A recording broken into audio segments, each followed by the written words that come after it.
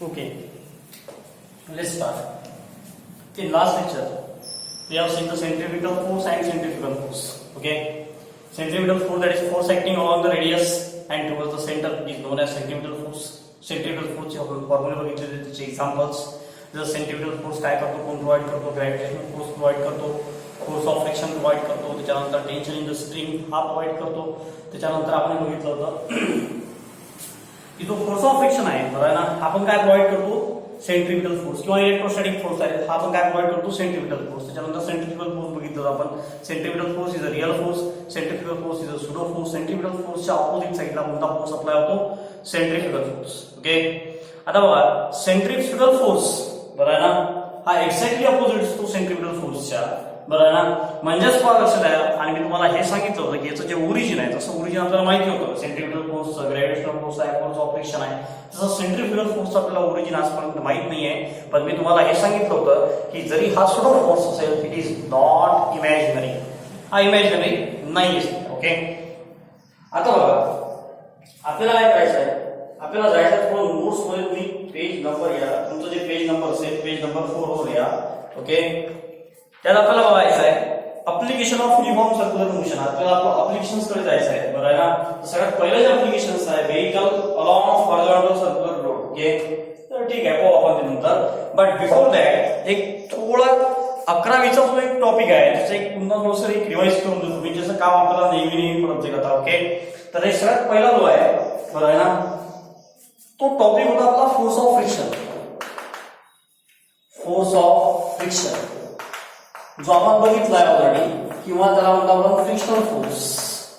पुन्हा आपल्याला काम पडते म्हणून आपल्याला बघायचं बरं आहे. आपण याचे टाईप बघितले फ्रिक्शनचे बरं आहे ना. फ्रिक्शन म्हणजे काय बघा, जेव्हा एक बॉडी दुसऱ्या बॉडीवर स्लाइड होत असेल बरं आहे, स्लाइड जर होत असेल तर पहा लक्ष द्या, तर तेव्हा काय होते समजून घ्या. ठीक आहे, आता समजून घ्या की हे डस्टर आहे, या डस्टरवर जो माझा फोन आहे हा फिरून राहिला आहे बरं आहे ना. हा जर फिरत असेल तर पाहून घ्या काय होईल, या फोनचे जे कव्हर आहे समजा, हे जे कव्हर असेल, या कव्हरचे जे मॉलिक्युल्स आहे आणि डस्टरचे मॉलिक्युल्स, या दोघांचं काय होणार आहे, स्लाइडिंग, म्हणजे दोघांचं फ्रिक्शन, दोघांमध्ये काय होणार आहे, घर्षण होणार आहे. This is nothing but the friction बरोबर आहे. म्हणजे frictional force it is a force between molecules of two objects. तो ऑब्जेक्टच्या मॉलिक्युलचा जो फोर्स आहे त्याला आपण फ्रिक्शनल फोर्स. आणि हा फ्रिक्शनल फोर्स मध्ये काय होते मला लक्षात द्यायचे, जे बाकीचे चेंजेस आहेत त्यात हीट जनरेट होते वगैरे ह्या सगळ्या गोष्टी आहेत बरं आहे ना. तर आपल्याला हे बघायचं आहे की हा फ्रिक्शनल फोर्स किती असतो बरं आहे ना. कारण की आपण हे बघितलं आहे की सेंट्रिपिटल फोर्स कोण प्रोव्हाइड करतो, frictional force between frictional force of friction between road and tyres. तुम्ही गाडी रस्त्याने चालवता बरं आहे, मग तुम्ही काय करता, गाडी इकडे इकडे फिरू दे तिकडे फिरू दे, मे बी पॉसिबल कोणी जर याला पटकन तुम्ही ब्रेक दाबता तर तुमचा टायर खासतो रस्त्याला, त्या रोडला काय कसं जातो बरं आहे ना. म्हणजे ते काय होणार, तिथं फ्रिक्शन होणार. कालांतराने पहा तुम्ही टायर लावले, गाडी तुम्ही व्यवस्थित चालवता, 2-3 वर्षानंतर टायर तुम्हाला बदलावं लागते का बरं, due to force of friction किंवा ड्यू टू फ्रिक्शनल फोर्स बरं आहे ना. ते टायरचं काय होते, ते टायरचं जे मटेरियल आहे असतं ते कमी होऊन जाते, ड्यू टू फ्रिक्शन ते खराब होऊन जाते बरं आहे ना. रोड जर चांगले असतील बरं आहे, जर रोड जर चांगले आहे तर टायरची लाईफ बरीच जास्त असते, 3 वर्ष 4 वर्ष 5 वर्ष होऊन. जर रोड जर समजा खळबळ आहेत बरं आहे ना, तर टायरची जी लाईफ आहे ती काय होते, कमी होत जाते बरं आहे. म्हणजेच का बरं, कारण की फोर्स ऑफ फ्रिक्शन काय होतो, जास्त होतो, त्यामुळे टायरचं घर्षण पण काय होईल, जास्त होईल. तर आपल्याला फोर्स ऑफ फ्रिक्शन किंवा फ्रिक्शनल फोर्स बघायचा आहे. तर पहा सगळ्यात पहिल्यांदा समजून घ्या हा एक सरफेस आहे. ओके, या सरफेसवर एखादा ऑब्जेक्ट जो असेल, या सरफेस आहे यावर एक ऑब्जेक्ट आहे समजून घ्या कोणता तरी बरं आहे. हा जो ऑब्जेक्ट आहे याचा मास आहे समजून घ्या m. Let m is the mass of object, mass of object. w म्हणजे काय असेल समजून घ्या mg बरं आहे. वेटचा फॉर्म्युला असेल काय असेल समजून घ्या, वेट ऑफ ऑब्जेक्ट. थोडं एक काम करतो, मला थोडं काम आहे त्यासोबत. ओके, मी थोडं याला खाली करतो. ओके, लेट m कोण असेल बघून घ्या, मास of object, mass of object बरं आहे. त्याच्यानंतर बघा w म्हणजे काय असेल mg, म्हणजे काय असेल बघा, वेट ऑफ ऑब्जेक्ट. आता एक एक जी टर्म येईल एक जाईल ते आपण लिहत जाऊ. ओके, तर बघा आता हा जो ऑब्जेक्ट आहे, हा ऑब्जेक्ट या साईडला आणि सरफेस कोणत्या रेस्ट कंडिशनला आहे, तर हा ऑब्जेक्ट आलेला या साईडला मूव्ह होत राहिला आहे. सो ड्यू टू दिस कोणत्या लक्षात आहे फोर्स ऑफ फ्रिक्शन और friction is generated between the molecules किंवा बिटवीन द कॉन्टॅक्ट सरफेसेस. या दोघांची जी कॉन्टॅक्ट सरफेस आहे यांच्यामध्ये काय तयार होईल, फोर्स ऑफ फ्रिक्शन तयार होईल. बरोबर आहे ना. आता बघा कॉन्टॅक्ट सरफेस म्हणजे काय, जे दोन एकमेकांना जोडलेले आहे सरफेसला, म्हणजे याचा खालचा भाग आणि रोडचा वरचा भाग, या सरफेसचा वरचा भाग. ओके, मी तुम्हाला सांगितलं मोबाईलचं कव्हर आणि त्या डस्टरचं काय वरचा भाग. ओके, आता बघा काय झालं की एखादा ऑब्जेक्ट हा जेव्हा सरफेसवर असेल किंवा एखाद्या ठिकाणी आपण पुटअप करतो, तर त्याला जो फोर्स असेल किंवा त्याला जो बॅलन्स करतो बा लक्षात आहे तो असेल नॉर्मल. बरोबर आहे, नॉर्मल बा लक्षात आहे हा असतो vertically upward. Okay, N with normal force, हा कोण असेल नॉर्मल फोर्स. आता बघा एन जर नॉर्मल फोर्स असेल तर बा लक्षात आहे काय होऊन जाईल, जो याचा वेट असतो, या ऑब्जेक्टचं जे वेट आहे ते वेट असते नेहमी व्हर्टिकली डाऊनवर्ड. हे आपण पहिल्यांदा पण बघितलंय. आणि नेहमी लक्षात ठेवायचं कोणत्याही ऑब्जेक्टचं जे वेट आहे ते वेट काय असेल बघा, सॉरी ते वेट काय राहते नेहमी व्हर्टिकली डाऊनवर्ड. वेट म्हणजे कोण असेल इथे mg. ओके, वेट काय असते नेहमी डाऊनवर्ड. मीन्स दिस नॉर्मल फोर्स, बरोबर आहे ना, नॉर्मल इज ऑलवेज परपेंडिक्युलर. तुम्हाला परपेंडिक्युलर असेल सरफेसला किंवा या ऑब्जेक्टला काय असतो नेहमी परपेंडिक्युलर. नेहमी लक्षात ठेवायचं. बरोबर आहे ना. म्हणजे तुम्ही रस्त्यावर चालले आहे, गाडी घेऊन तुमची रस्त्यावर गाडी उभी आहे, नॉर्मल फोर्स असेल तुमच्या गाडीला कसं असेल परपेंडिक्युलर असेल. ओके, तो perpendicular force to the object और surface is known as normal. तुमच्या सरफेसला जो परपेंडिक्युलर फोर्स असेल इन अपवर्ड डायरेक्शन त्याला म्हणायचं नॉर्मल. नॉर्मल मीन्स काय, is a perpendicular force upward in direction or it is perpendicular to the surface. The force perpendicular to the surface and upward in direction it is known as normal. And to me the force, right, perpendicular to the surface and upward in direction it is known as normal. But this normal is always balanced by weight. आता बघा या condition मध्ये normal balance तुम्हाला weight. Okay, या condition साठी वेगवेगळ्या condition मध्ये तो बॅलन्स करत नाही, नंतरचा पार्ट आहे. ओके, नॉर्मल असेल नॉर्मल फोर्स. आता बघा यांच्यामध्ये जे फ्रिक्शन होणार आहे दोन ऑब्जेक्ट मध्ये, यामुळे म्हणून Fs with a frictional force. हा कोणता फोर्स आहे, फ्रिक्शनल फोर्स. बरोबर आहे ना. आता बघा लक्षात आहे आपण शिकलो होतो आपल्या कोएफिशिएंट ऑफ फ्रिक्शन. मी तुम्हाला सांगितलं होतं coefficient of friction is denoted by mu S. हा असेल कोएफिशिएंट ऑफ फ्रिक्शन. बरोबर आहे, हा कोण असेल आपला कोएफिशिएंट ऑफ फ्रिक्शन. बरोबर आहे ना. नंतर लिहायचं चालते की सध्या गरज नाही आपल्याला. ओके, आता बघा काय झालं समजून घ्या. ठेवून फ्रिक्शनल फोर्स अप्लाय. बरोबर आहे, नॉर्मल आहे, normal is balance by weight. Frictional force, हा जो फ्रिक्शनल फोर्स असेल, frictional force is directly proportional to normal force. बरोबर आहे, फ्रिक्शनल फोर्स तुम्हाला प्रोपोर्शनल असेल डायरेक्ट नॉर्मलला. कारण की बघा नॉर्मल काय परपेंडिक्युलर आहे. जेवढा जास्त कोणत्या लक्षात आहे नॉर्मल असेल, जेवढा जास्त ऑब्जेक्ट हेवी असेल, बरोबर आहे, तेवढा जास्त काय होईल म्हणजे हा फ्रिक्शनल फोर्स तयार होतोय. म्हणजेच कोणत्या लक्षात आहे काय होणार आहे, frictional force. Frictional force is that is Fs is directly proportional to pi असेल normal. Directly proportional to pi असेल normal. या directly proportional आपल्याला इक्वालिटी मध्ये लिहायचं आहे Fx equal to काय असेल Vs into n. Fs equal to काय असेल Vs into n.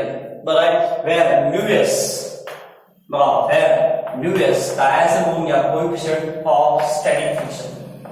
स्टॅटिक लिहिलं चालते, नाही लिहिलं चालते काही मिळत नाही. तर आपल्याला स्टॅटिक डायनामिक फ्रिक्शन नाही आहे. स्टॅटिक फ्रिक्शन पैकी दोन पैकी एक ऑब्जेक्ट हा रेस्ट कंडिशनला असतो. स्टॅटिक फ्रिक्शन म्हणजे काय, दोन पैकी एक ऑब्जेक्ट रेस्ट कंडिशनला, म्हणजे हा ऑब्जेक्ट मूव्ह राहिलाय, सरफेस कंडिशनला आहे, रेस्ट कंडिशनला आहे. So that's why it is known as static friction.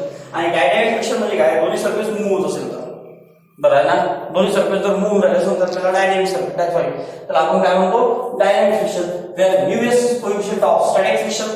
So but from figure diagram वरून काय असेल बा नॉर्मल आणि वेट हे दोन्ही एकमेकाला काय म्हणाले बॅलन्स करून राहिले. बरोबर आहे ना. नॉर्मल इक्वल टू काय असेल weight, means normal equal to काय असेल mg. नॉर्मल म्हणजे काय असेल mg. मित्रांनो इथून इक्वेशन उभा आहे तर याला काय करा पुट इन 1, याला काय करा put in 1. So Fs equal to काय असेल म्हणून म्यू एस, n म्हणजे कोण आहे mg. म्हणजे हा झाला आपला फोर्स ऑफ फ्रिक्शन. हा कोणता झाला आपला फोर्स ऑफ फ्रिक्शन. तर हा फॉर्म्युला तुम्हाला लक्षात ठेवायचा, that is Fs is directly proportional to n बरं आहे ना. आणि n इज बॅलन्स बाय काय असेल weight in this condition. So that's why n equal to काय असेल mg. त्याला इक्वेशन नंबर 1 मध्ये पुट करा. That is Fs equal to काय असेल μs इंटू mg. हा फॉर्म्युला झाला कशाचा फोर्स ऑफ फ्रिक्शन. कशाचा फॉर्म्युला झाला फोर्स ऑफ फ्रिक्शन. तुम्ही mg या ठिकाणी डायरेक्ट वेट पण लिहू शकता. म्हणजे कसं Fs इक्वल टू काय असेल μs इंटू w. बरं आहे ना. पण सहसा काम पडते आपल्याला μs इंटू mg चं. बरं आहे. याला चांगला नोट करायचं. महत्वाचा फॉर्म्युला असेल आपल्यासाठी. बरं आहे. महत्वाचा म्हणजे कोण गेलं लक्षात आहे या कोण असेल मास ऑफ ऑब्जेक्ट. एक ऑब्जेक्ट आहे. एक ऑब्जेक्ट कोण घ्या या सरफेसवर सरफेस रेस्ट कंडिशनला आहे मूव्ह झालाय म्हणजे फोर्स ऑफ फ्रिक्शन या साइडला असेल. ओके ऍक्च्युअली तो या साइडला तो मोशनला अपोज करतो. बरं आहे ना. जरी मी या साइडला काढला असेल ओके मी त्याला या साइडला ड्रॉ करतो. बरं आहे. कारण की तो काय होतो बा तो ऍक्च्युअली या मोशनला अपोज करतो. बरं आहे फोर्स ऑफ फ्रिक्शन. म्हणून तुम्ही मागच्या साइडला काढतो. नॉर्मल नेहमी काय असतो या व्हर्टिकल राइट. वेट काय असेल नेहमी डाऊनवर्ड. या असेल मास ऑफ ऑब्जेक्ट वेट असेल mg आणि वेट ऑफ ऑब्जेक्ट या असेल नॉर्मल Fs असेल फ्रिक्शनल फोर्स. μs कोण असेल कोण घ्या coefficient of friction. That is frictional force is given by Fs is directly proportional to normal. Means frictional force is directly proportional to काय असेल normal असेल. त्याच्यानंतर बघा Fs इक्वल टू काय असेल कोण घ्या μs इंटू l. म्हणजे directly proportionality is converted into equality. बरं आहे. तर हा कोण झाला आपला. आता हा डायरेक्टली प्रोपोर्शनल आपल्याला कॉन्स्टंट लागला. कॉन्स्टंट काय आहे कोएफिशिएंट ऑफ स्टॅटिक फ्रिक्शन. आता n इक्वल टू कोण आहे w या डायग्राम वरून बघा. So n equal to w म्हणजे कोण आहे mg. याला पुढे पुढे करा. इक्वेशन नंबर 1 मध्ये इथेच पुढे करा. बरं आहे. सो फ्रिक्शनल फोर्स इज काय फॉर्म्युला असेल μs इंटू mg. बरं आहे ना. हा पार्ट व्हॅल्युएटरी पार्ट नाही. व्हॅल्युएटरी म्हणजे पेपर मध्ये नाही येणार. बरं आहे. पण आपल्याला फ्रिक्शनल फोर्सचा फॉर्म्युला माहिती असला पाहिजे. हा पण पार्ट आपण 11वीला घेतलेला थोडासा. बरं आहे. मी काही थोडं जास्त एक्सप्लेन नाही करत याला. फक्त फॉर्म्युला लक्षात ठेवायचा. फ्रिक्शनल फोर्सचा काय असेल μs इंटू mg. ओके. तर आपल्याला बघायचं आहे काय that is vehicle.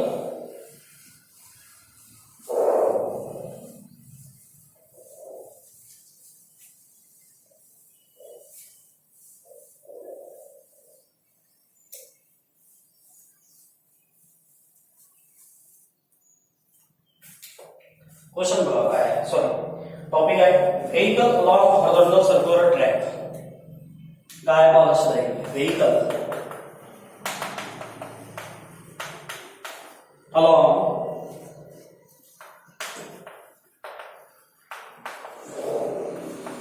Horizontal circular track.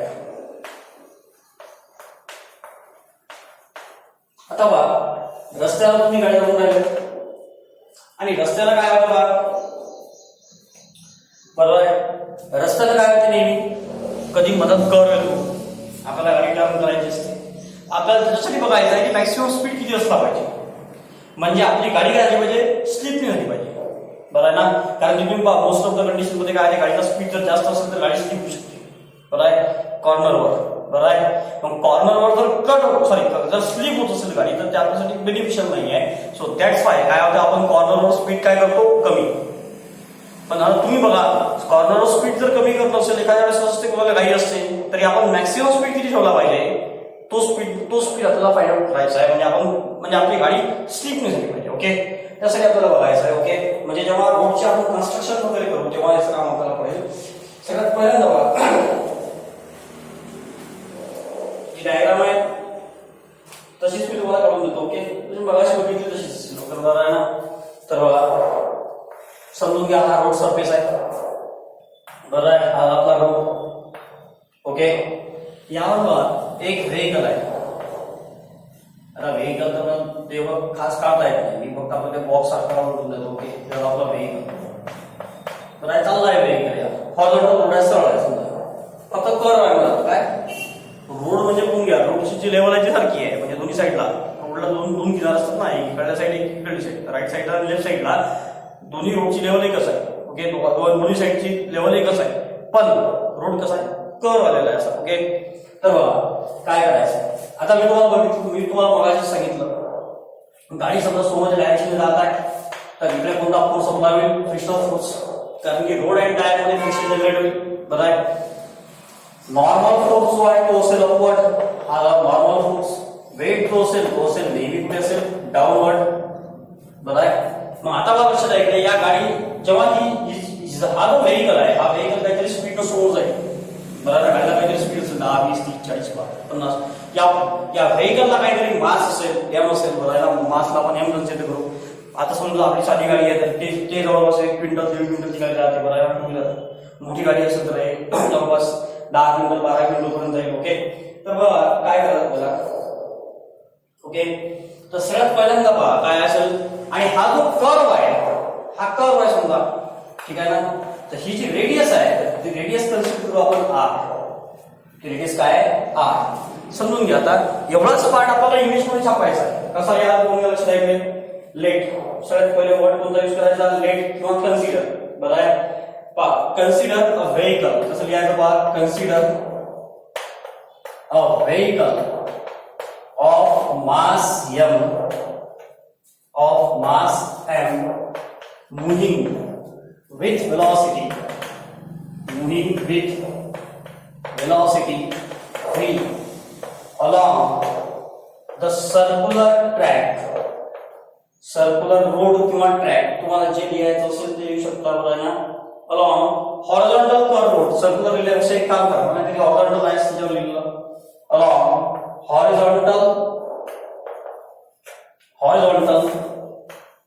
curve road of radius r ठीक आहे आता पहा या एका स्टेटमेंट मध्ये सगळं सगळं लिहून द्या बरं ना सगळं म्हणजे सगळं डेरिव्हेशन हे समजतो ओके बलते म्हणजे करायचे नाही ओके आता पहा कसे कन्सिडर अ व्हेकल काय याच पहिले समजूया consider a vehicle of mass m म्हणजे मास एम म्हटल्यावर आपल्याला समजलं की एम कोणाचा मास आहे vehicle okay moving with velocity v velocity काय आहे त्या बाईकची किंवा त्या व्हेकलची v along the horizontal curve of radius काय आहे horizontal curve of radius r radius किती असेल r या तीन गोष्टी एका स्टेटमेंट मध्ये होऊन गेल्या म्हणजे एका स्टेटमेंट तुम्हाला लक्षात ठेवायचं आहे consider a vehicle of mass m moving with velocity v along horizontal curve road of radius r संपला विषय एका स्टेटमेंट मध्ये तुमचं मास क्लिअर झालं सॉरी वेलॉसिटी पण क्लिअर झाली आणि रेडियस पण क्लिअर झाली जास्तीचे धंदे करायचे नाही तुम्हाला वाटत असेल तर तुम्ही असं सेपरेट लिहू शकता की लेट एम म्हणून असेल पहा मास ऑफ व्हेकल तसं लिहायची गरज नाही ओके मी पहिले सिलेक्ट करून देऊन राहिलो v काय असेल आता हे लिहिलंय ना हे लिहायची एवढी गरज नाही sorry velocity of vehicle velocity किंवा त्याला स्पीड म्हणू आपण ओके स्पीड ऑफ व्हेकल बरोबर आर कोणसं लिहून घ्या radius of horizontal curve road radius of horizontal curve okay आता बघा हे तर लिहिलं आपण ओके त्यानंतर बघा काय असेल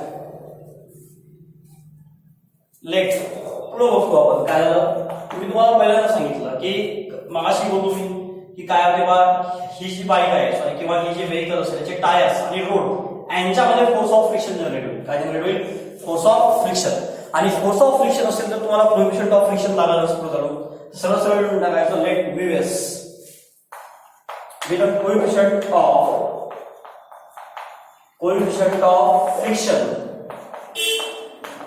friction between road and tyres tyres कोणाचे व्हेकल्सचे रोड आणि टायर मध्ये जो फोर्स ऑफ फ्रिक्शन आहे तो कोण असेल सॉरी त्याचा coefficient of force of friction बरोबर ना म्हणजे जो कॉन्स्टंट आहे कोएफिशिएंट आहे तो कोण असेल μs ओके त्यानंतर पहा ओके नेक्स्ट पहा जो फोर्सेस आहेत forces acting on vehicle is तर या डायग्राम मध्ये पहा किंवा असं लिहू तुम्ही फ्रॉम फिगर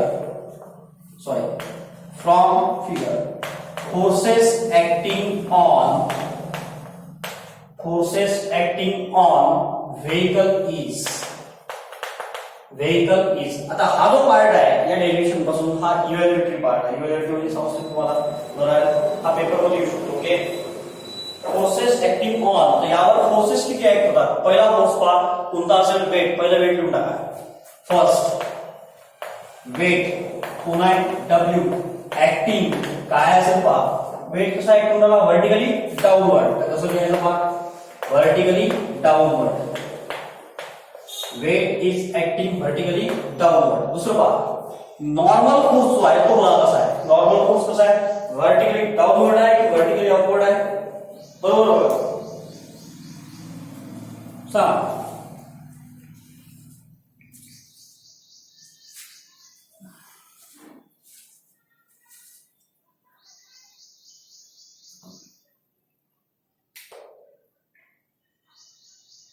बघा लक्षात द्या, जो नॉर्मल फोर्स असेल, normal force N is acting vertically upward. मग मला एक सांगा लक्षात आहे या डायग्राम वरून नॉर्मल कुणाला बॅलन्स करत आहे? वेटला. कुणाला बॅलन्स करत आहे? नॉर्मल वेटला. नॉर्मल आणि वेट काय असेल दोन्ही सारखे असेल. नॉर्मल जर जास्त झाला तर गाडी वर जायची रस्त्याच्या, बरोबर असं होत नाही. आपल्याला माहिती आहे गाडी जर रस्त्याच्या वर चालली तर काय होऊ शकते? वेट, गाडीचं वेट जर जास्त झाला म्हणजे वेट जर फोर्स जर जास्त झाला तर काय होईल? गाडी आतमध्ये रस्त्याच्या, बरोबर आहे. असं पॉसिबल होत नाही, असं पॉसिबल नाही होत, असं पण रस्त्यावर असं होत नाही, कारण की नॉर्मल आणि वेट हे दोन्ही एकमेकाला काय करतात? बॅलन्स. म्हणून गाडी काय चालते आपली रस्त्यावरून चालते. मे बी पॉसिबल पाहून घ्या. मग आता आपल्याला काय करायचं आहे? Normal is balance by weight means normal equal to काय असेल? वेट. आता तुम्हालाही माहिती आहे वेट म्हणजे कोण आहे? mg. काय फॉर्म्युला असतो? वेट म्हणजे कोण असतो? mg. हा झाला आपला नॉर्मल. आता पहा, जेव्हा आता हे संपलं, हे झाले फोर्सेस, ओके. पण एक फोर्स बाकी आहे आपला, फ्रिक्शनल फोर्स. कोणता फोर्स बाकी आहे? Frictional force. मी तुम्हाला सांगितलं की या केसमध्ये फोर्सेस किती होते? नॉर्मल, वेट आणि फ्रिक्शनल फोर्स. तीन फोर्सेस आहेत. दोन फोर्सेसचा आपण एक्सप्लेन करून दिलेला आहे. वेट काय? व्हर्टिकली डाऊनवर्ड आहे.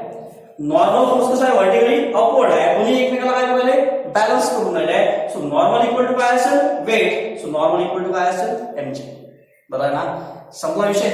आता बघा पुढे काय करायचं आहे, ठीक आहे. तुम्ही असं समजू शकता normal force L is acting vertically upward and balances. तुम्ही असं पण लिहू शकता and balances with weight.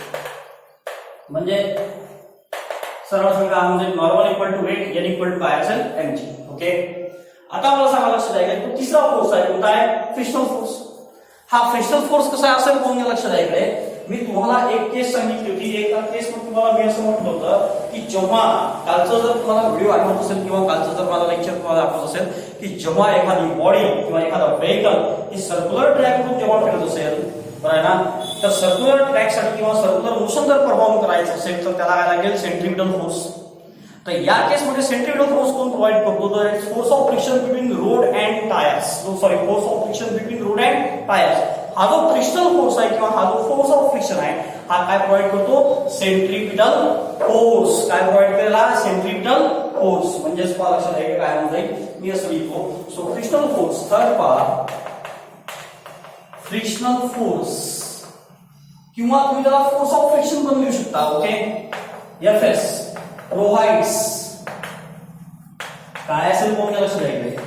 Necessary काय असेल? Necessary centripetal force. हा काय प्रोव्हाइड करेल? Necessary centripetal force. बरोबर आहे. मग आता मला लक्षात आहे हा जर नेसेसरी सेंट्रिपिटल फोर्स प्रोव्हाइड करत असेल म्हणजेच पाहून घ्या काय म्हणताय हा सेंट्रिपिटल फोर्स कोणी? फ्रिक्शनल फोर्स कोणा म्हटलाय? Frictional force between road and tyres. लागत असेल तर तुम्ही एक काम असं करू शकता, बरोबर आहे, असं पण लिहू शकता frictional force between road and tyres. Between road and tyres provides. आता हे एवढं काही लिहायचं काम नाही frictional force between road and tyres, कारण की बिटवीन रोड अँड टायर्स तुम्ही नाही जर समजून जातो त्याने हा फ्रिक्शनल फोर्स कशामधला आहे? रोड आणि टायर्स मधला आहे. Provides necessary centripetal force. Necessary centripetal force. Centripetal force. जरा एक काम करून टाका. हा जो आहे equation n equal to mg याला इक्वेशन नंबर 1 लिहून टाका. ओके. आता बघा frictional force between road and tyres provide necessary centripetal force म्हणजेच कोण घ्या? फ्रिक्शनल फोर्स इक्वल टू बोला सेंट्रिपिटल फोर्स. सेंट्रिपिटल फोर्स काय फॉर्म्युला आहे? कोण घ्या? Fcp. बरोबर आहे. So Fs equal to centripetal फोर्सचे आपण काल 3 फॉर्म्युले बघितले. बरोबर आहे. पहिला बघितला m²r काल समजा. ओके. दुसरा बघितला mv²r आणि तिसरा बघितला आपण mv ओमेगा. ते एक काम करून घ्या. आता ओमेगा तर इथे पुढे आलाच नाही आपण पहा mv आणि r आहेत. बरं आहे. तर एक सिंपल फॉर्म्युला यूज करून टाका mv²/r. ओके, हा झाला आपला फ्रिक्शनल फोर्सचा फॉर्म्युला. याला तुम्ही इक्वेशन नंबर 2. Fs काय असं बघून घ्या mv²/r. बरं आहे. पण आता स्वार लक्ष द्यायकडे आपण काय बघितलं, ठीक आहे, हा झाला आपला इक्वेशन नंबर 2. ओके, बट आताच आपण बघितलं की frictional force is given bye जो जनरल फॉर्म्युला आपण बघितला 2 मिनिटं अगोदर 5 मिनिटं अगोदर जो फ्रिक्शनल फोर्सचा फॉर्म्युला बघितला होता तो होता Fs चला बोला काय फॉर्म्युला होता Fs that is μs into n. μs into n. n म्हणजे कोण आहे नॉर्मल फोर्स, बरोबर आहे ना. मग या n च्या ठिकाणी आपल्याला काय प्रयोग करता येईल mg, जसं आपण मागच्या वेळेस केलं होतं. ओके, सो Fs काय असेल कोण द्या लक्ष द्यायकडे μmg. याला तुम्ही इक्वेशन नंबर 3 आणि याला तुम्ही फ्रॉम 2, याला काय तुम्ही फ्रॉम 1, याला काय तुम्ही फ्रॉम 1. बरोबर आहे. म्हणजेच तुम्हाला लक्ष द्यायकडे एक फॉर्म्युला आपल्याकडे Fs mv²/r झाला इक्वेशन नंबर 2. दुसरा फॉर्म्युला लक्ष द्यायकडे Fs चा फॉर्म्युला आपल्याकडे पहिलेच तयार आहे कोण आहे μmg. म्हणजेच तुम्हाला लक्ष द्यायकडे हा जनरल फॉर्म्युला झाला. म्हणजे आपण इथे यूज करू शकता फ्रिक्शनल फोर्सचा फॉर्म्युला कोणत्या केसमध्ये, पण हा Fs कोण असेल mv²/r. हा कोणत्या केसमध्ये आहे या व्हेइकलच्या केसमध्ये आहे. So that's why we write here Fs काय असेल mv²/r. That is mv²/r. हा जो फॉर्म्युला आहे हा फॉर्म्युला आहे सेंट्रिपिटल फोर्सचा. सो दॅट्स व्हाय आता बघा काय झालं की फोर्स ऑफ फ्रिक्शन चा एक फॉर्म्युला डिझाइन झाला mv²/r आणि एक जनरल फॉर्म्युला फोर्स ऑफ फ्रिक्शनचा काय म्यू इंटू mg. म्हणजे दोन फॉर्म्युला डिझाइन झाले त्यासाठी कोणासाठी फोर्स ऑफ फ्रिक्शनचे, आणि फोर्स ऑफ फ्रिक्शनचे दोन फॉर्म्युले डिझाइन झालेले आहेत. म्हणजेच आपल्याला काय करायचं आहे बघा, समजून घ्या थोडंसं. मी याचा फोटो काढून घेतो कारण की कसं आहे हे आपल्यासाठी अतिशय महत्त्वाचं सगळं आपल्याला लिहायचं आहे. जसं ऑलरेडी नोट्स मध्ये आहे, रजिस्टर मध्ये तरी लिहून घ्या, नोट्स मध्ये आहे तरी रजिस्टर मध्ये लिहून घेतचा, बरं आहे ना. आता बघा पुढं काय होईल, समजून घ्या की दोघांची बघा लक्ष द्यायचं इक्वेशन नंबर 2 आणि इक्वेशन नंबर 3. ओके, दोघांची एलएचएस सेम आहे, इथे पण एकच आहे, इथे पण एकच आहे. मीन्स दोघांची एलएचएस जर सेम असेल म्हणजे दोघांची आरएचएस पण काय राहील सेमच राहील. दोघांची आरएचएस पण काय राहील सेमच राहील. सो दॅट्स व्हाय काय होऊन जाईल पहा लक्ष द्या. ओके, मी या साईडला लिहितो, ठीक आहे ना. तुम्ही थोडंसं बरोबर बघायचं, कधी कोणतं लिहायचं आपल्याला समजलं पाहिजे.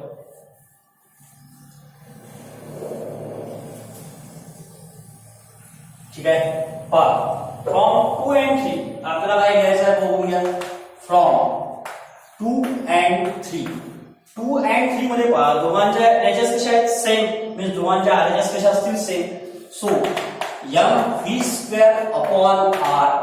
काय असेल कोण द्या लक्ष द्या μmg.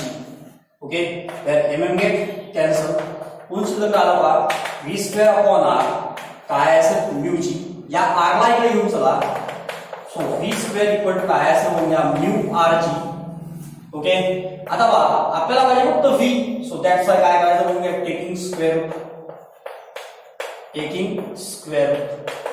सो v काय असं म्हणूया square root of μrg. Okay, त्याला मी μs यूज केला आहे का म्यू केला आहे. ओके, ठीक आहे. तर एक काम करून घेतो याला μs लिहू. ओके, μs लिहिला आपण प्रत्येक ठिकाणी त्याला. ओके, याला मी μs करतो. ठीक आहे, म्यूएस म्हणजे काय कोएफिशिएंट ऑफ स्टॅटिक फ्रिक्शन, स्टॅटिकचा एस आहे. ओके, सो v काय असेल पहा लक्ष द्या स्क्वेअर रूट ऑफ काय असेल कोण घ्या μrg. Okay, square root of काय असेल μrg म्हणजे कोण घ्या हा जो स्पीड आहे हा असतो मॅक्सिमम स्पीड. म्हणजे एवढ्या स्पीडने जर आपण गेलो, बरं आहे, एवढा स्पीड कसं कॅल्क्युलेट करायचा स्क्वेअर रूट ऑफ म्यू म्हणजे काय coefficient of friction between road and tyre 0.5 वगैरे राहतो. ओके, r असेल रेडियस ऑफ सर्क्युलर ऑर्बिट, एखाद्या ट्रॅकवर तुम्ही जेव्हा जाता त्याची रेडियस आणि g असेल gravity. Okay, so it is the maximum speed,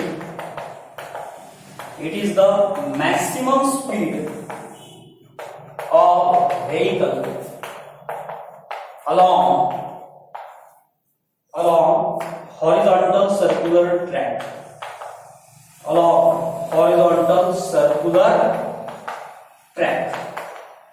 बरोबर आहे ना. म्हणजेच पहा लक्ष द्यायकडे हा जो मॅक्सिमम स्पीडचा फॉर्म्युला आहे, म्हणजे याच्यापेक्षा जर जास्त स्पीडने जर आपण गाडी घेऊन गेलो, समजून घ्यायचं आपला विशेष नाही, बरं आहे ना. गौऱ्या नदीवर गेलेल्या आहे, लाकडं घेऊन लोक तयार असतील, ओके, विशेष नाही. तर हे थोडंसं बरोबर बघायचं, ओके. काय म्हटलं मी पहा, जेव्हा आपण त्याला डिझाईन करायचा प्रयत्न केला तर डायग्राम मी पुन्हा मोडलेली आहे, बरं आहे. पुढच्या वेळेस हा ट्राय असा करेल, बरं आहे. पुढच्या वेळेस ट्राय असा करेल की सगळं एका दिवसात झालं पाहिजे. पण प्रॉब्लेम हा आहे का हे डेरिव्हेशन थोडं मोठं राहते आणि अक्षरे मला मोठे काढायचे असतात, बरं आहे. तुम्हाला पडले पाहिजे, ठीक आहे ना. हे जर क्लासरूम असतं तर मी ते सगळं एकाच बोर्डवर एकाच ठिकाणी दिलं असतं, पुन्हा पुन्हा समजून सांगायसाठी, पुन्हा समजून सांगायसाठी, ओके. तर बघा आपण त्याला बघितलंच आहे पुन्हा एकदा, ठीक आहे. त्या डायग्राम बघून घ्या, तुमच्याकडे नोट्स आहे, त्या नोट्स मध्ये डायग्राम बघा, okay. Weight W, acting weight कसं असते नेहमी, acting vertically downward. Normal force जो आहे एन कसा असतो, acting vertically upward, but it balances with weight. हे आपण पहिले पण बघितलेलं आहे, okay. So N equal to W, so N equal to असेल एम ची equation number 1. Frictional force between road and tyre, जो फ्रिक्शनल फोर्स आहे रोड आणि टायर मधला, तो काय प्रोव्हाइड करतो, नेसेसरी सेंट्रिफ्युगल फोर्स. मी परवाच्या लेक्चर मध्ये पण बोललो या विषयावर, बरोबर ना, कालच्या लेक्चर मध्ये पण बोललेलो आहे, ओके. तर बघा, provide necessary centrifugal force, so FS equal to काय असेल FCT, okay. So FS equal to, आता सेंट्रिफ्युगल फोर्सचे 2-3 फॉर्म्युले आहेत, बरं आहे. एक आहे M omega square R, M V square upon R, M V omega, असे 3 आहेत. पण प्रॉब्लेम आहे की कुठे ओमेगा वगैरे नव्हता आला, बरं. आपण ओमेगा वगैरे डिफाईन पण नाही केला, आपण व्ही, एम व्ही आणि आर असे 3 डिफाईन केले होते. सो दॅट्स वाय काय करायचं, बघून घ्या, FS M V square upon R हा फॉर्म्युला यूज करायचा. नाहीतरी आपल्याला मॅक्सिमम स्पीड पाहिजे, आपल्याला अँग्युलर स्पीड नाही पाहिजे, आपल्याला मॅक्सिमम स्पीड पाहिजे. क्वेश्चन बरोबर वाचतो तुम्ही, मॅक्सिमम स्पीड साठी आपल्याला व्ही चीच गरज आहे, त्या ओमेगाची गरज नाहीये, ओके. एफएस इक्वल टू काय असेल, बघून घ्या, M V square upon R, but frictional force हा फ्रिक्शनल फोर्सचा फॉर्म्युला, ओके. पण हा झाला कोणत्या केससाठी, या केससाठी, ओके. बट जनरल फॉर्म्युला जो आहे तो आपण शिकलो मगाशी, म्हणजे आल्या बरोबर जो शिकलो, बरं आहे. So frictional force is given by FS equal to असेल म्यू एस इंटू एन, कारण मी तुम्हाला सांगितलं frictional force is directly proportional to normal. So that's why FS equal to काय असेल mu S into N. N means काय, N equal to असेल MG from equation number 1, because normal is balanced by weight, okay. So FS equal to काय असेल mu S into mg. So that's Y from equation number 1 याला आपण put केलेला आहे MG ला, नॉर्मलच्या ठिकाणी एमजी ला, ओके. आता काय करायचं पहा, फ्रॉम 2 and 3 दोघांचं बघून घ्या. हा एक फ्रिक्शनल फोर्सचा फॉर्म्युला डिझाइन केला according to our condition, horizontal circular रूटची, आणि हा जो एफएसचा फॉर्म्युला आहे हा जनरल फॉर्म्युला आहे, बरोबर आहे ना. जसा सेंट्रिफ्युगल फोर्सचा फॉर्म्युला, सेंट्रिफ्युगल फोर्सचा काय फॉर्म्युला आहे, M V square upon R त्याला. पण जो जनरल फॉर्म्युला आहे फोर्सचा तो आहे मास इंटू एक्सेलरेशन, बरोबर आहे. मास सेंट्रिफ्युगल फोर्स आहे, सेंट्रिफ्युगल एक्सेलरेशन घ्यावं लागेल, पण मासचा कॉमन काय, मास इंटू एक्सेलरेशन. जो बेसिक फॉर्म्युला फक्त आहे ना तो बदलणार नाही, ओके. तो दोघांची एलएचएस सेम आहे, फ्रॉम इक्वेशन नंबर 2 and 3 दोघांच्या एलएचएस सेम आहे, म्हणजे दोघांच्या आरएचएस काय असतील, same. So that's why m V square upon r equal to काय असेल, म्हणजे mu S into mg. So here m get cancel, m cancel होऊन जाईल, v square upon r equal to काय असेल म्यू एस इंटू जी. दुसरीला करा, R ला या साईडला होत्या, आर जर या साईडला गेला तर तुमच्या mu S into r g. पण आपल्याला पाहिजे maximum speed, so that's why v जो आहे आपल्याला व्ही स्क्वेअर नाही पाहिजे, आपल्याला फक्त व्ही पाहिजे, okay. So taking square v equal to काय असेल square root of mu into r g, okay. So v max equal to काय असेल square root of mu s r g. It is the maximum speed of vehicle along horizontal circular track, बरं आहे. त्याचे झालं एक derivation, बरं आहे ना, 2 मार्काला किंवा 3 मार्काला येऊ शकते, मे बी पॉसिबल 3 ला येईल, ओके. तर काय करायचं बाबा, याला चांगलं प्रिपेअर करायचं, नोट्स तुमच्याकडे आहे, ओके. तर तुम्ही घरी हा प्रयत्न करायचा की सगळं व्हिडिओ वगैरे बघितल्यानंतर नोट्स मधलं वगैरे प्रिपेअर केल्यानंतर एक पेज घ्यायचं, बरं आहे. हा क्वेश्चन नोट करायचा, अभ्यास कसा करायचा, फिजिक्सचा एकदम सिंपल काम आहे, ओके. पेज नंबर 4 वर आहे, त्याचा क्वेश्चन बघा. क्वेश्चन नंबर 4 आहे, obtain an expression for maximum safety speed with vehicle can be safely driven along the horizontal curve road. हा क्वेश्चन लिहायचा आणि त्याच्यासमोर हे आन्सर लिहून सुरू करायचं as it is derivation, okay. बरं आहे ना, पूर्ण लिहायचं 1 2 3 हे 3 फोर्स आहे, ओके. सगळं इथपर्यंत up to this point, okay. हा स्वतःहून लिहायचा प्रयत्न करायचा आणि थोडी मेहनत घ्यावी, बरं आहे. एवढं सोपं काम नाही आहे फिजिक्स, ओके. मी तुम्हाला आहे म्हणून मी सब्जेक्ट कोणता सोपा नाही, ना मराठी आहे, ना हिंदी आहे, ना इंग्रजी आहे, बरोबर ना फिजिक्स आहे, ना मॅथ्स आहे, ना केमिस्ट्री आहे, ना बायो आहे. पण थोडंसं घरी करत जा, थोडंसं लिहत जा, थोडंसं वाचत जा, म्हणजे थोडंसं आता सुरुवात झाली ते इथून समजून घ्या, चॅप्टरची सुरुवात आहे. ते सेंट्रिफ्युगल फोर्स ते काय समजा ते लिंक लागायचे, ओके. इथून समजून घ्यायचं पुढे स्टार्ट आहे अप्लिकेशन. बरं आहे ना, अप्लिकेशन जे आहे सर तेच आपल्याला बघायचे आहे यावर्षी. बरं आहे ना, आता हे जाऊ समजा. बरं आहे ना, तर हे थोडंसं बरोबर बघा. तर यात एक प्रॉब्लेम दिलेला आहे ते आपण उद्या लागेल. बरं आहे, अशी काही नाही आहे का तिकडे आपण 2 प्रॉब्लेम एका पेजवरचे 2 प्रॉब्लेम आपण लावून दिलेले आहेत ते सध्या आपण मी गडबड करू नाही. बरं आहे, ते मी सांगाल तेव्हा घेईल. पेज नंबर 2 वरचे मी 2 प्रॉब्लेम ठेवलेले आहेत. क्वेश्चन नंबर 1 सॉरी प्रॉब्लेम्समध्ये 2 प्रॉब्लेम्स आहेत ते पण आपल्याला घ्यायचे आहे, पण थोडे लेट घ्यायचे आहेत. ओके, मी सांगाल तेव्हा घेईल. आणि हा जो प्रॉब्लेम आहे पहिला हे पण आपल्याला घ्यायचं आहे.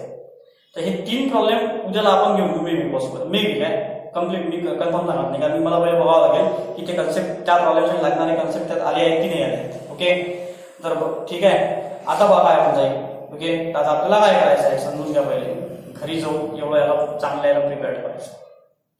जर आपण याला चांगल्या जर प्रिपेअर ठेवलं तरच व्यवस्थित काम होईल, अदरवाईज आपल्याला मुश्किल जाईल. बरं आहे ना, आणि मलाही असं वाटते की तुम्ही घरी प्रिपेअर करा. बरं आहे, कारण की एक्झाम तर आपल्याला देणार आहेच.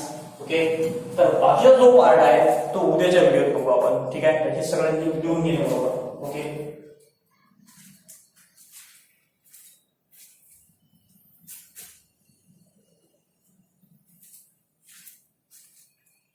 ते माझ्या फोटोचे जर समजा माझी फोटो पाठवताना जर समजा ऑर्डर इकडे तिकडे झाली तरी तुम्हाला व्हिडिओ समजते. बरं आहे, कोणता आहे काय आहे. बरं आहे, तर त्याच्यामध्ये बरोबर कोण यायचं. समजा एखाद्या माझं लक्ष राहत नाही, एखादी ऑर्डर इकडे तिकडे होऊन जाईल. बरं आहे, तर त्या केसमध्ये काय करायचं, थोडं स्वतः होऊन तेवढं समजून घ्यायचं आणि बरोबर लिहून घ्यायचं. सुरुवात करा, प्रिपेअर करायला जास्त टाइम लागणार नाही आणि हळूहळू चाललंय. बरं आहे, जास्त घाई काही आपल्याला जायचं नाही, चंद्रावर पोहोचायचं नाही, चंद्रावर पण नाही. ठीक आहे.